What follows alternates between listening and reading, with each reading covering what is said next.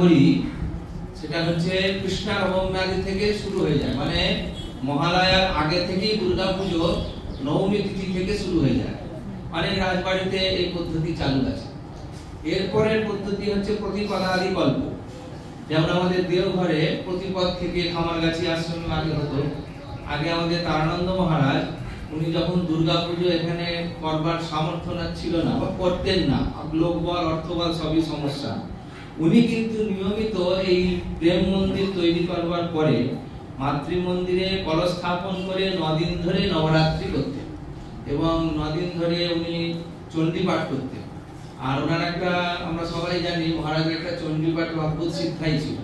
হেন কোনো কাজ নেই যে চণ্ডী পাঠ করে উনি, এমনকি আশ্রমটাও উনি নির্মাণ করেছেন চণ্ডী পাঠ করে।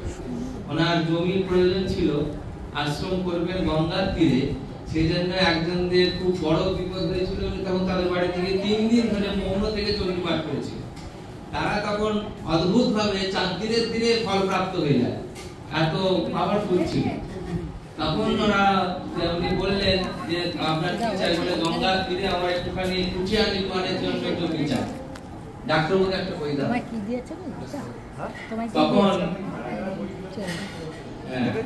পরে তখন এই আশ্রম চণ্ডী পাঠ করি প্রাপ্ত হয়। এবং অদ্ভুত ব্যাপার যে কলসে মহারাজ ওই চণ্ডী পাঠটি করেছিলেন, মানে ঘটনাটা হচ্ছে প্রায় 100 বছর হতে চলল, কেন আশ্রমের বয়স 90 পেরিয়ে গেছে, 95 বছর তো হবে।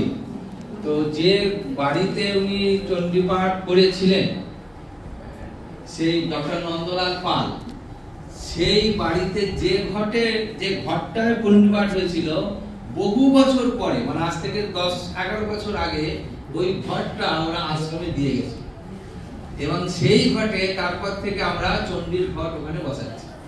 মানে ওই ঘরটা একটা ঐতিহ্য, সে আগেকার দিনের কারুকার্য করা ঘর, ওটা আমরা প্রিজার্ভে রাখি।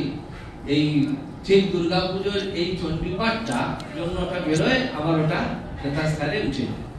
এই সেজন্য আজকে আমরা, যেহেতু আজকে অষ্টমী তিথি বলা হচ্ছে, এই অষ্টমী তিথিতেই সর্বাভরণা ভূষিতা মায়ের যে শক্তিগুলো আছে, মাকে ঘিরে যে শক্তিগুলো আছে, যেমন প্রথমেই মাকে ঘিরে রয়েছে অষ্টনায়িকা, উগ্রচণ্ডা, প্রচণ্ডা, চণ্ডগ্রা, চণ্ডনায়িকা, এরা 8 জন মায়ের ঘিরে রয়েছে।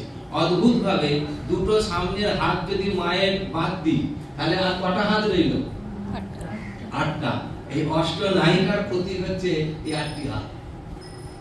এই অষ্টনায়িকাকে আবার ঘিরে রয়েছে চতুষ্ষষ্ঠী যোগিনী, তার আজকে পুজো হলো, আজকের দিনই তার পুজো হয়, কালকেও হবে না বা তার আগেও হয়নি, আজকের দিনই হয়েছে। তাকে ঘিরে আছে কোটি যোগিনী, সা দেবী নবকোটি মূর্তি সহিতা, কোটি যোগিনীর পূজা হবে।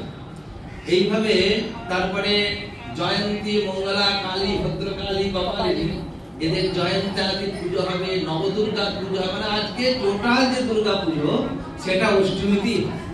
সেই জন্য আজকে আমাদের সন্ধি পুজো একটু পরে হবে, তার আগে আমরা একটু ছোট করে এক অধ্যায় পাঠ করে নেবো, করার পরে আবার পুজোর জোগাড় চলবে। সবাই মিলে আমরা একটা জায়গায় নিয়ে বসে যাব, কারণ আমাদের এখানকার নিয়ম হচ্ছে চণ্ডী পুজোয় শুরু হয়ে গেলে আমাদের নড়াচড়া করা চলে না, যে যেখানে বসে থাকবে সেখানেই তাকে বসে থাকতে হবে। আবার পুরো পুজো শেষ হবে, তারপরে আমরা ব্যবস্থা হবে। এবং আজকে যেহেতু আমাদের আশ্রমের বিধি অনুযায়ী অষ্টমীর উপবাস থাকে, উপবাসের বিধিটা হচ্ছে সন্ধি পুজো চরণামিত্র নেওয়ার পরে প্রসাদ খাওয়া যায়। সেই জন্য আমরা আজকে এখন কোনো প্রসাদের ব্যবস্থা রাখছি না, সন্ধি পুজোর পরেই প্রসাদ ব্যবস্থা হবে। ওই জন্য হুড়োহুড়ি করে কোনো লাভ নেই, এইখানেই বসবেন। যারা পুজো দেখবেন, উপোস করেছেন, প্রত্যেকের কাছে গিয়ে একটা কুপন দিয়ে দেওয়া, সেই সন্ধি পুজোর পরে চরণামৃত নিয়ে আপনারা কুপন নিয়ে ও বাড়িতে যাবেন।